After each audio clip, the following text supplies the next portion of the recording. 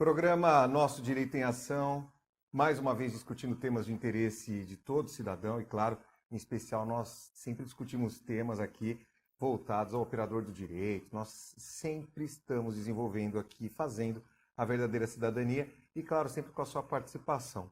Na verdade, hoje nós vamos falar de um tema muito polêmico, nós vamos falar sobre a questão da inclusão da velhice no rol de doenças da OMS e o seu impacto no mercado de seguros. Com previsão de entrada em vigor agora no mês de janeiro, no dia 1º de janeiro de 2022, a nova classificação estatística internacional de doenças e problemas relacionadas à saúde, CID-11, organizada pela OMS, trará uma novidade, um código que nada mais é do que a inclusão da velhice no rol de doenças. E sobre esse aspecto, nós sabemos que as pessoas estão morrendo mais tarde, as pessoas estão envelhecendo com maior idade, se assim eu explicaria melhor, ou me referia melhor. Fico até pensando na minha vida, na sua vida, na nossa vida.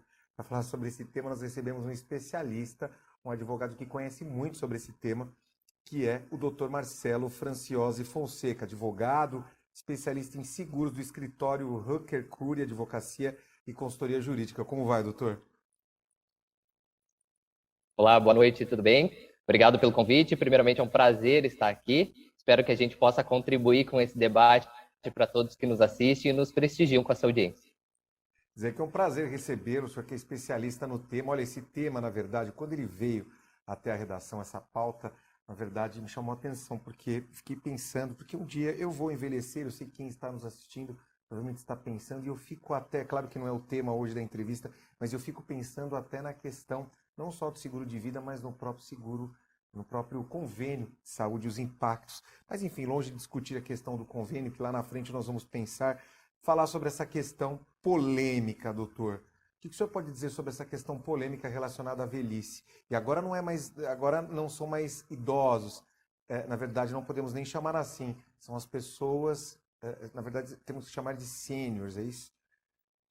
Isso, a gente tem hoje uma discussão sobre a diferença dos termos, né? Senilidade e velhice. Na CID-10, que é a que a gente usa hoje, já existe a doença senilidade, mas ela também agrega um caráter pejorativo, porque ela traz um processo patológico, em que a pessoa, com o passar da idade, vai desenvolvendo um desgaste celular, e com isso vai acabando por declinar, né? Iniciar uma fase de declínio dos seus processos e dos seus funcionamentos dos sistemas corporais, por exemplo, cardiovascular, endócrino, imunológico e assim por diante. Né? Em contrapartida, a gente tem a velhice, que na verdade, pela doutrina médica, ela não é caracterizada como uma doença, mas sim um processo. Ela faz parte da vida humana e não em si uma patologia. É como se a gente pudesse estar doente e não ser doente. E, né, eles entendem isso como se a velhice passasse a ser um destino, mas que pode culminar em algumas doenças no meio do caminho. Só para entender, essa inclusão da velhice nesse rol da OMS, isso é uma novidade?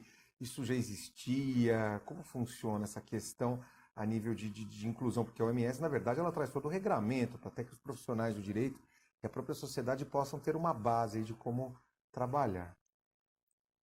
Isso. Antes da gente responder essa tua pergunta sobre a inclusão, a gente precisa contextualizar, né? Você já disse muito bem na abertura do programa o que é a CID, que é a Classificação Estatística Internacional de Doenças, né? E problemas relacionados à saúde também. Hoje a gente usa a CID-10, que ela entrou em vigor em 1990 e segue até hoje, mas também, inclusive, ela foi traduzida para 43 idiomas e está presente em 115 países. Tá? Mas aí, com o avanço da sociedade em geral, das doenças, houve a necessidade de fazer essa transição para a CID-11, que inclusive tem uma novidade, que vai ser a primeira vez que essa classificação vai ser inteiramente em versão digital, não teremos versão física dela. Tá? Qual que é o objetivo da CID? Bem rapidamente. O objetivo é padronizar a questão de classificação de doenças para facilitar a comunicação entre a classe médica. O segundo objetivo é tornar mais fácil o trabalho de um pesquisador, tanto em relação à taxa de morbidade, que é a quantidade de pessoas com uma determinada doença num determinado grupo, e taxas de mortalidade também. E o terceiro objetivo é substituir o nome da doença por um código, uma sigla, para que o paciente não passe por nenhum tipo de constrangimento, nenhum tipo de discriminação ou qualquer situação desconfortável quando for, por exemplo, entregar seu atestado para o seu empregador. Tá? Então, esses são os 3 objetivos. Queria fazer um comentário. Essa questão da velhice, esse termo, na verdade, essa classificação, tudo isso, e aí eu fico pensando no cidadão que está em casa, será que isso não é um preconceito?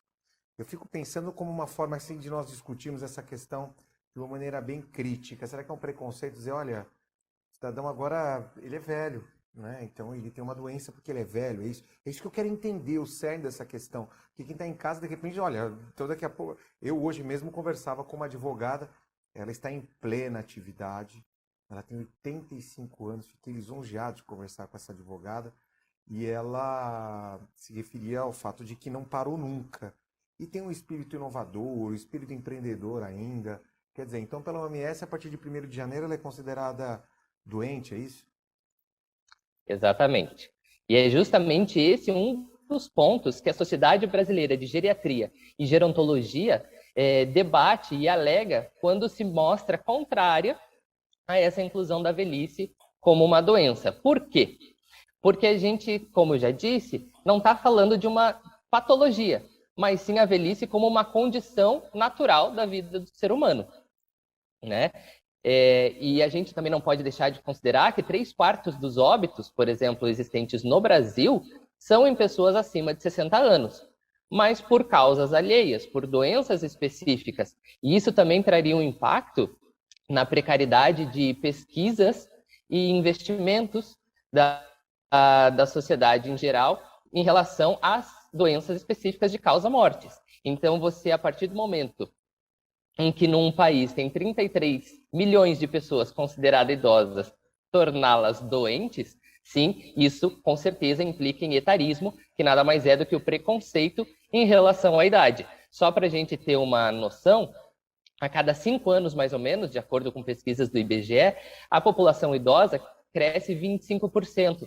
Então, ali, daqui a pouquinho, em 2030, a gente vai ter mais idosos em comparação com crianças entre 0 e 14 anos. Então, isso tem um impacto muito significativo. Você sabe que hoje eu ainda discutia com outro colega advogado também, que conversava sobre essa questão de projetos, a questão de uma visão dentro da questão da inclusão até para essas pessoas idosas.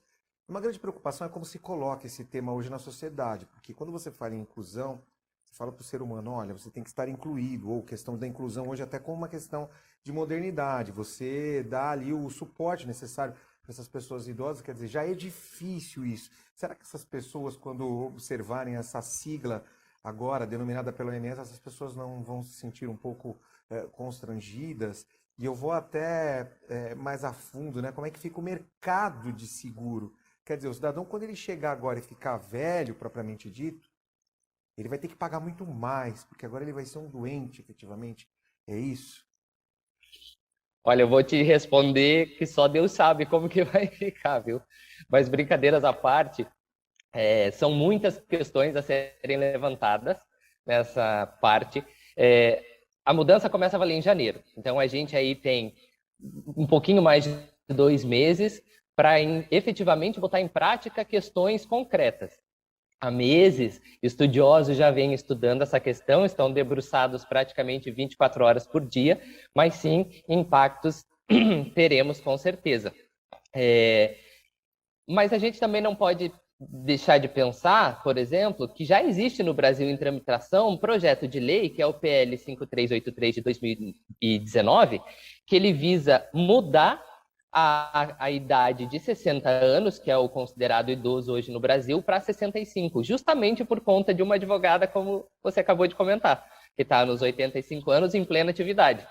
Né? A gente está ficando mais velho mais tarde. A gente está tendo uma expectativa de vida maior. Hoje no Brasil, 73 anos para os homens e 80 anos para as mulheres, a expectativa de vida. Então, a gente tende a continuar na atividade por muito mais tempo. Isso quer dizer, então, que as mulheres elas acabam cuidando dos homens porque elas vivem mais, é isso, né? Elas têm mais juízo, né? Vamos combinar. É claro que isso é uma questão de saúde, claro, qualidade de vida, quem está nos assistindo. Com certeza. E eu tenho certeza que essa mudança proposta pela OMS, e aí eu já trago uma pergunta aqui, mais uma pergunta polêmica, como é que fica isso frente ao Código de Defesa do Consumidor, que é algo que o cidadão que está nos assistindo fica pensando, né? Porque se a velhice é considerada uma doença, o idoso, de qualquer forma, ele acaba estando, não vou nem dizer numa situação de vulnerabilidade, mas fica naquela situação de hipossuficiência, não sei, frente ao Código de Defesa do Consumidor, não sei se é essa palavra adequada. Eu fico naquela dúvida, é hipossuficiência ou é vulnerabilidade? Na dúvida, a gente bota as duas palavras, viu? O Código de Defesa do Consumidor, por si só, ele já bota consumidor de qualquer idade na posição de vulnerabilidade ou insuficiente, né? Mas a partir do momento que a gente tem, tanto no Estatuto do Idoso e no CDC, essa super proteção às pessoas idosas, justamente porque são as pessoas mais suscetíveis às práticas abusivas e até mesmo de fraudes e má-fé das empresas, aí sim a gente tem a hipervulnerabilidade da pessoa idosa. E isso, com certeza, já está englobado no Código do Consumidor, que, se me permite, inclusive, no seu artigo, eu vou fazer a leitura aqui, é vedado ao fornecedor de produtos ou serviços, dentre outras práticas abusivas, prevalecer-se da fraqueza ou ignorância do consumidor, tendo em vista a sua idade. O primeiro critério que o CDC traz é a idade. Depois ele fala de saúde, conhecimento, condição social, para fornecer os seus produtos ou serviços. Mas desde antes, essa preocupação com a pessoa, com o avanço da idade, já é presente. Veja que o nosso CDC é de 1990, então a gente está aí há 31 anos também tratando com uma certa atenção especial, um carinho, um cuidado, nada mais justo também, aqueles que nos cuidaram durante a nossa infância, a nossa adolescência, a nossa fase adulta. Agora a gente está retribuindo isso em forma de lei também. Eu acho que os seguros vão ter que rever tudo isso. Fico pensando nas... Bom, eu, na verdade, fico sempre preocupado quando a questão é seguro de vida, seguro saúde. Eu fico com aquela sensação de que as pessoas não reclamam, e aí eu fico até pensando no idoso, né? Coitado do idoso, que muitas vezes ele não tem condição ali de pugnar pelos seus interesses de forma sozinho, literalmente, ele acaba tendo depender de uma outra pessoa. Como é que fica essa questão, parte das seguradoras aí, dos seguros, como é que fica isso? Tudo vai ter que ser repensado. Até seguro de carro, acho que no geral, né? Na verdade, essa é uma das principais questões que estão sendo debatidas pelas seguradoras. Até que ponto se pode negar a contratação de um seguro de vida por causa da idade, né? Por causa da sua condição de saúde, a partir do momento que a idade vira uma doença, né? Se realmente as seguradoras vão considerar a idade como uma doença, como prevê a CID-11, ou se vai ser um universo à parte, a gente também ainda não tem essa resposta. A contratação hoje, ela já segue os padrões atuais, né?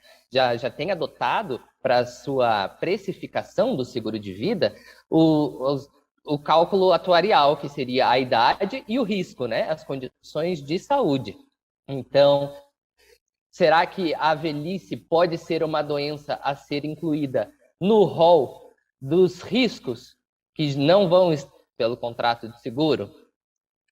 E também é necessário que a gente aguarde um posicionamento oficial das seguradoras, né? A gente já conversa com muitas delas são nossos clientes, muitos estão pesquisando sobre o assunto e procurando se informar, mas até que ponto, né, seria vantajoso fazer uma reforma no mercado securitário, ou visando a seguradora ou o segurado. Então, a gente ainda não tem, mas algumas coisas com certeza podem acontecer. Como, por exemplo, milhões de pessoas que já possuem seguro de vida, do dia para a noite serem consideradas doentes. Agora, né? o valor e até do que seguro, ponto... então, hein? E o valor do seguro, valor vai lá para cima, né? Eu fico pensando na minha mãe, por exemplo, que já paga um seguro alto de saúde. Minha mãe pode ser considerada realmente doente. Ela passa por alguns períodos aí de transição própria pela idade, mas eu acho que já pode ser considerada doente, porque na verdade já paga um valor exorbitante. Daqui a pouco ela está pagando a aposentadoria dela toda, vai para o convênio médico. E aí como é que fica isso? Vai aumentar demais, doutor? É fato que as mudanças vão acontecer, né? Mas também a sociedade vai ser avisada com antecedência, até para se preparar também. Os reajustes prováveis, muito prováveis, como já vem sendo aplicados, justamente por causa desse cálculo atuarial, né? Mas a gente não pode deixar de levar em consideração que as seguradoras jamais permitiriam e admitiriam uma redução, uma queda brusca no número de suas contratações, né? Pelo contrário, as saídas que a gente está ouvindo, extraoficiais, mas que a gente ainda não pode dar spoiler, visa justamente o contrário. Em vez de prever essa queda de número de contratações, é subir, elevar o número de contratações. De toda forma, a gente tem meios de fazer controles, tanto para o lado do fornecedor, quanto para o lado do consumidor. A SUSEP, que é a Superintendência do Seguro Privado, ela com certeza vai aumentar a questão de controle e fiscalização em cima das seguradoras, e do lado do consumidor a gente tem os PROCONs. O PROCON municipal e estadual também vão dar uma ênfase maior nesse nicho, né, a partir do momento que essa mudança entrar em vigor, porque os valores têm que ter um equilíbrio, né? O contrato ele é bilateral, ele faz lei entre as partes e ele tem que ser equilibrado. Então a gente não pode onerar muito o consumidor, pode deixar de aplicar um reajuste a partir do momento que está legitimado que a idade é um fator considerado um risco maior para a seguradora. O senhor tem alguma recomendação para os idosos? Eu fico pensando em quem está nos assistindo, o idoso, ou aquele prestes a ficar realmente idoso. Alguma recomendação dentro desse cenário? Existe algum tipo de precaução, de prevenção? O que o senhor acha sobre essa questão, já que no dia 1º de janeiro essas alterações vão pegar todos de calça curta, porque eu não ouço quase ninguém falar sobre isso.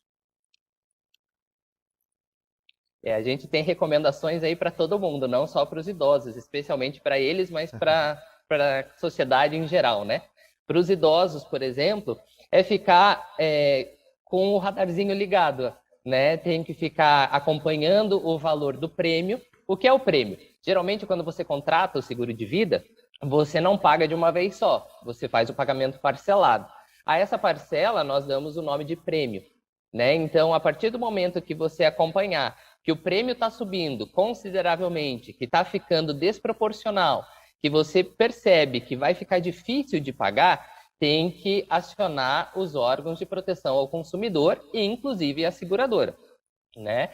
A partir do momento que você for contratar um seguro de vida, porque a gente tem aí até os 64 anos de limite para contratação, né? A gente tem que preencher com a máxima clareza, com a máxima certeza e a máxima boa-fé aquele questionário que as seguradoras te proporcionam para saber se a sua saúde está certa, se você está com os exames em dia, se você já tem alguma doença pré-existente, né? Então, o DPS, que é a Declaração Pessoal de Saúde, tem que ser preenchida pelo segurado na maior da boa-fé. Até porque, se ele quer a boa-fé da seguradora para pagar uma indenização securitária quando necessário, ele precisa também agir de boa-fé ao demonstrar para a seguradora qual é o risco que ele fornece enquanto cliente, né? Então, essas são as recomendações para os idosos. Para as outras pessoas de outras faixas etárias, a gente tem que se atentar a um ponto muito importante. Hoje no Brasil, a gente cuida muito mais dos carros do que da gente mesmo. A gente sempre faz o seguro do carro, por exemplo, e acaba esquecendo ou deixando de lado o seguro de vida. Então, o que a gente pode fazer? A gente tem que começar a se preocupar com o seguro de vida o quanto antes. Por exemplo, para a gente ter uma noção, no Brasil, apenas 15% das pessoas são beneficiárias de seguro de vida ou são seguradas do seguro de vida. Nos Estados Unidos, 30%, na Alemanha, 43% e no Japão, 90% da população tem seguro de vida. A expectativa de vida no Japão é muito maior do que no Brasil, inclusive, e eles têm essa preocupação, não sabe nem o próximo minuto, quem dirá o dia de amanhã. E se a gente levar em consideração esse cenário atual de pandemia, que também é uma questão muito relevante, porque a maioria dos contratos de seguro não prevêem qualquer tipo de cobertura em casos de pandemia, e a maioria, inclusive, das seguradoras brasileiras já estão pagando indenizações para segurados que comprovaram que foram afetados pelo coronavírus e tal. Então, se a gente já tem essa mudança, a gente precisa se preocupar com isso com antecedência. A média de vida dos segurados no Brasil é de 35 a 40 anos, enquanto no Japão, a partir dos 18 anos, a maioria já tem. Né? Então, a gente precisa se precaver, não só em relação à casa, seguro residencial, não só em relação ao seguro auto, mas também em relação ao seguro de vida. Então, essas são as dicas que a gente poderia dar para todo mundo que está nos assistindo. Aí eu faço a seguinte pergunta, para chegar na melhor idade hoje, é garantia, é privilégio, é problema? Como fica essa questão hoje, chegar na melhor idade? Porque eu já não sei, eu já fico aqui pensando no bolso, eu fico pensando, claro, em qualidade de vida, em saúde, mas mais do que isso, será que estarei chegando numa fase em que estarei doente e aí terei que prezar muito mais ou terei que ter condições muito mais? Eu vou além. Será que o governo terá que me dar condições maiores aí de saúde, porque acho que é um dever do Estado também garantir a saúde do cidadão, melhores locais para atendimento, vários outros aspectos relacionados à saúde como um todo.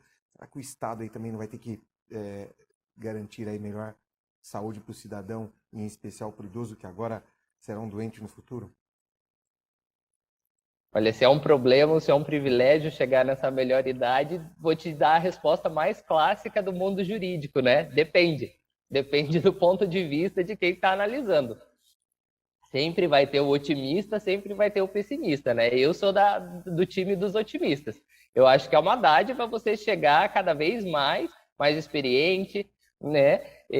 Com mais tempo de vida, podendo compartilhar de mais momentos com família, com amigos, no trabalho, enfim.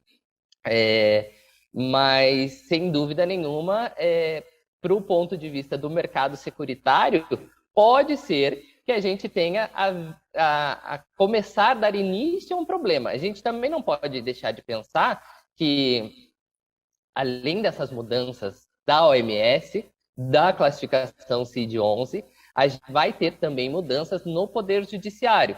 A gente vai ter mudança na jurisprudência, né? Então, com isso, a gente também precisa ficar um pouquinho mais atento em como que isso vai se desenrolar. Agora, chegar na terceira idade, tudo ok, você já ter se prevenido ou já ter um seguro e continuar com ele, eu acho o melhor dos mundos, na verdade, né? É mais do que um privilégio, é uma sabedoria, né? Que a gente precisa incutir na cultura brasileira. Mas, como toda polêmica, a gente não pode dizer ainda, além da situação ser muito nova, a gente não pode bater o martelo de como isso vai acontecer.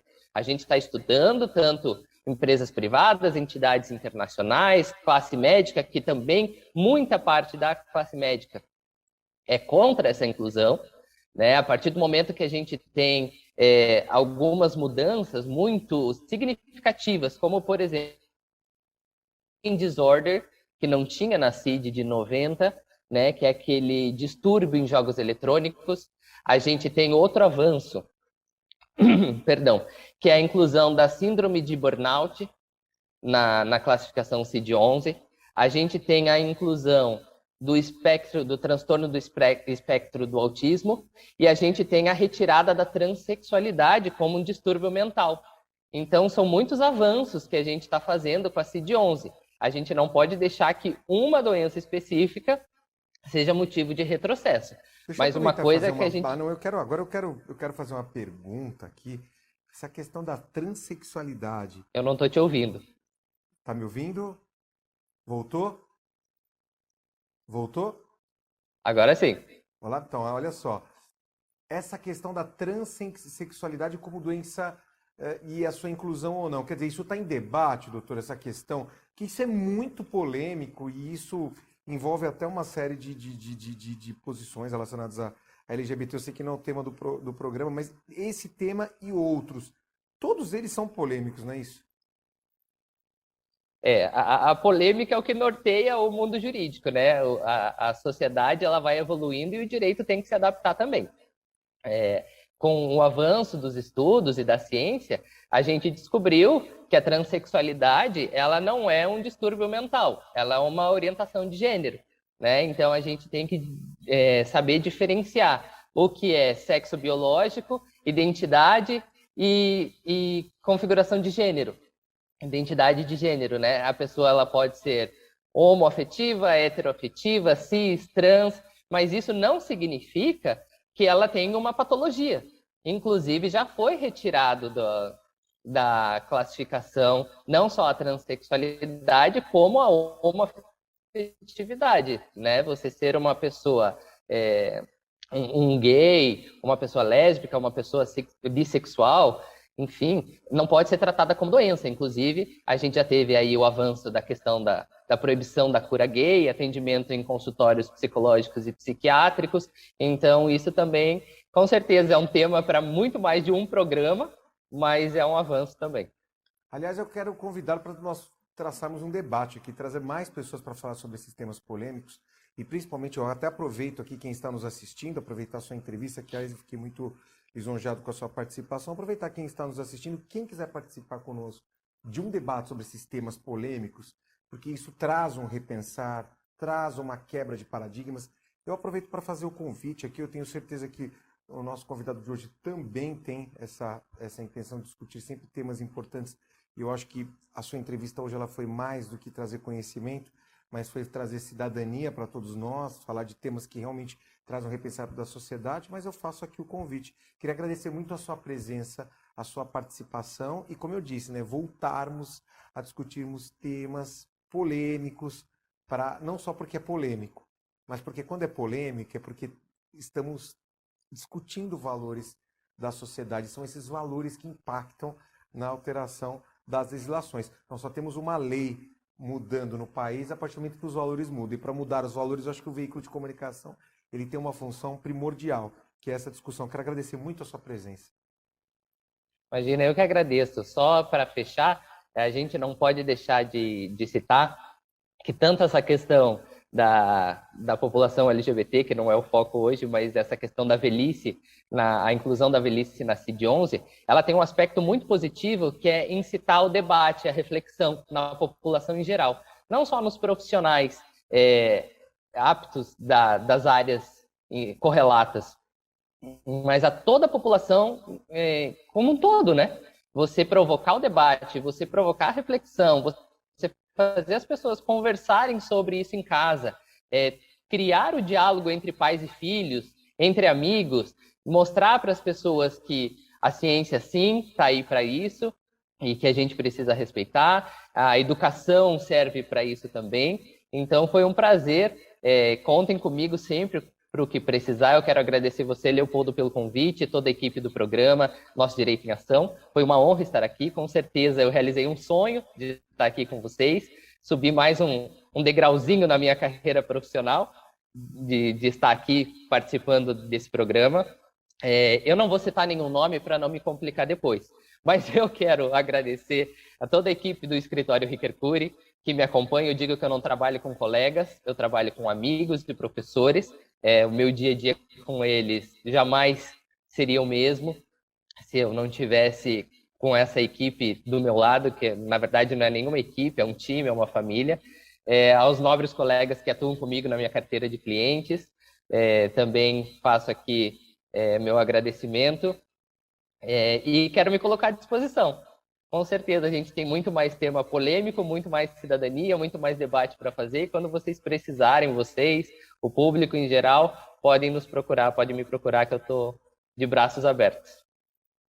Nós que agradecemos. Eu tenho certeza que esse escritório ele só tende a crescer e com certeza repleto de sucesso, porque há nessa dinâmica toda a coragem na comunicação, a contribuição da comunicação. Eu lembro até daquela autora, a Hannah Arendt, né, que ela dizia que a comunicação ela é especial, né, quando ela discutia naquele livro, né, especial de filosofia, que ela dizia ali o poder da palavra, né, as pessoas falando, né, tem o labor, o trabalho, e mais do que isso, as pessoas exercendo a comunicação. Eu acho que isso que traz a sociedade a cada dia mais forte. Agradeço a sua participação e o nome dele é Marcelo Franciosi Fonseca, especialista em seguros. Ficamos por aqui, voltamos na próxima semana com mais um tema importante e, claro, né, já convidando o Dr. Marcelo para trazer novamente temas polêmicos para todos nós, porque isso, na verdade, nos enche de curiosidade. Obrigado, Dr. Marcelo. Até o próximo programa. Até lá.